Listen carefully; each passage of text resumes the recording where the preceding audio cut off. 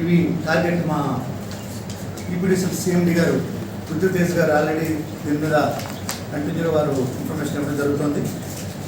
ఇదేంటంటే ముఖ్యంగా మన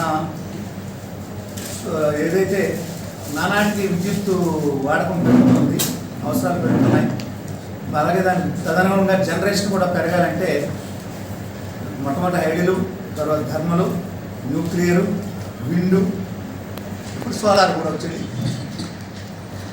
హైడల్ వాటర్తో ఆధారపడి ఉంది. వాటర్ ఏమైనా ఇబ్బంది పెడితే హైడల్ ఇబ్బంది అవుతుంది.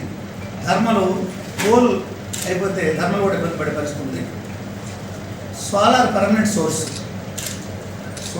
కాబట్టి సోలార్ని ఎంత ఎంకరేజ్ చేస్తే మనం ఎంత డిమాండ్ పెరిగినా కూడా మనకి వినియోగదారులందరూ కూడా సప్లై నిరంతరాయంగా వెళ్తుంటుందని ఉద్దేశం కూడా ఎప్పటి నుంచో జరుగుతుంది. ఇప్పుడు ప్రత్యేకించి టార్గెట్ పెట్టడం జరిగింది.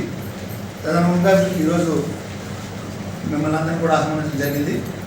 దీనికి ముందుగానే మేము ఈ జిల్లాలో ఉన్నటువంటి ఒక వెండర్స్ ఉన్నారు, ఎవరైతే ఈ సోలారు చేసేవాళ్ళు, బిగించడం, ప్యానల్స్ ఇవన్నీ కూడా మా గవర్నమెంట్ రేట్స్ దీని ప్రకారం కూడా ఉన్నాయి.